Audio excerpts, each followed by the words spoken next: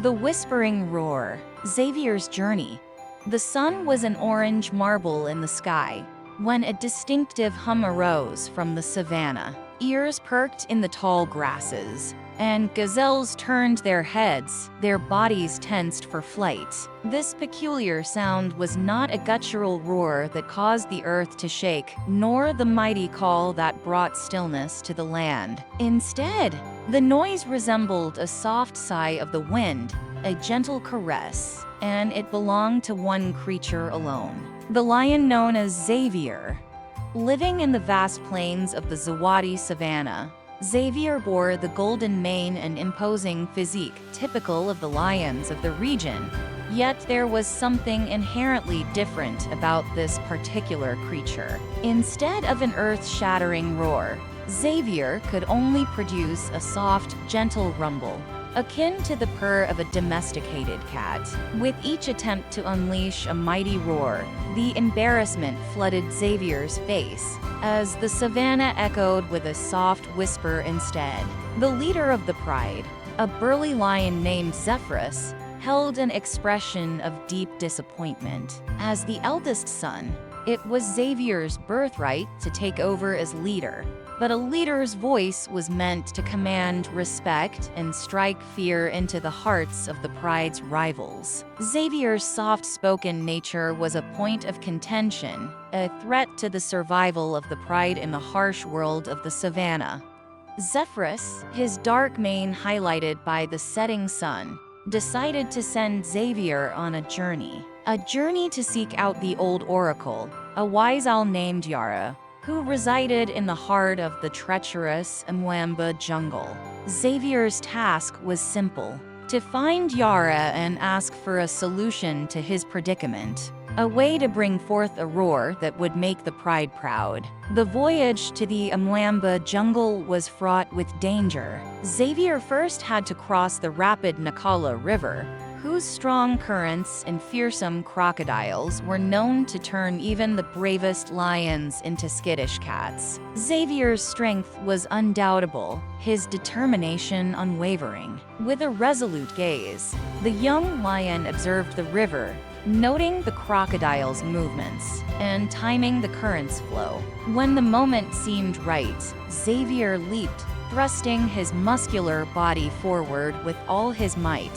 His landing on the other side, however, wasn't as triumphant as he'd hoped. Instead of solid ground, Xavier found himself clinging onto a muddy edge, the soil slipping beneath his claws. In this moment of peril, Xavier did the only thing he could. He let out a soft roar, a sound that cut through the deafening rush of the river. To his surprise, the herd of wildebeests nearby, led by the robust bull named Balthazar, paused in their evening graze, struck not by fear, but by the peculiar and calming sound of Xavier's roar.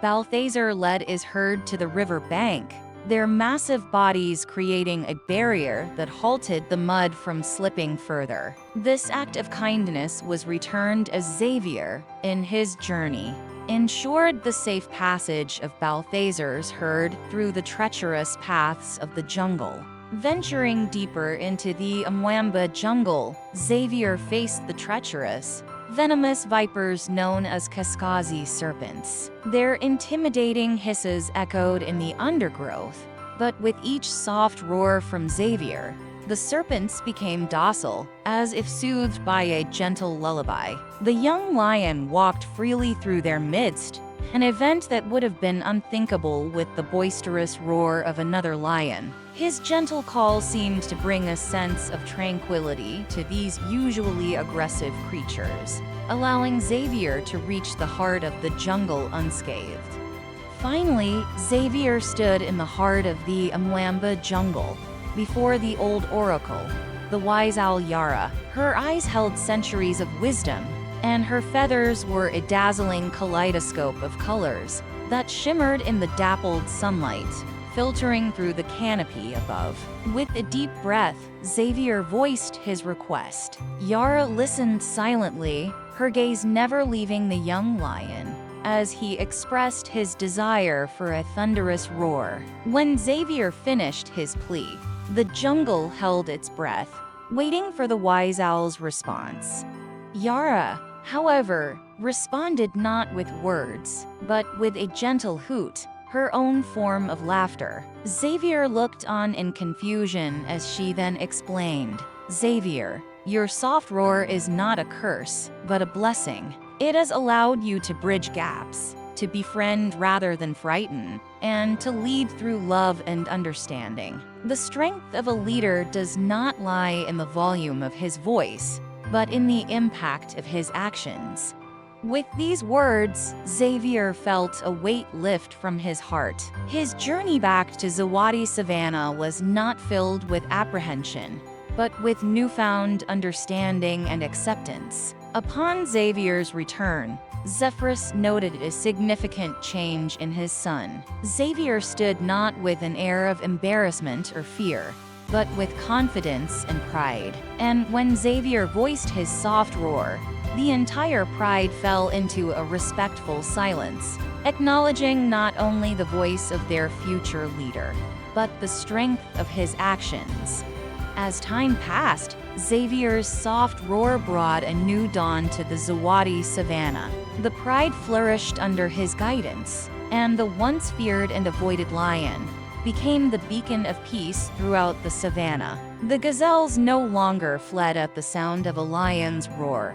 The wildebeests, now allies, grazed in harmony close to the pride. Even the Kaskazi serpents were no longer a threat, but a symbol of the unity that Xavier's leadership brought.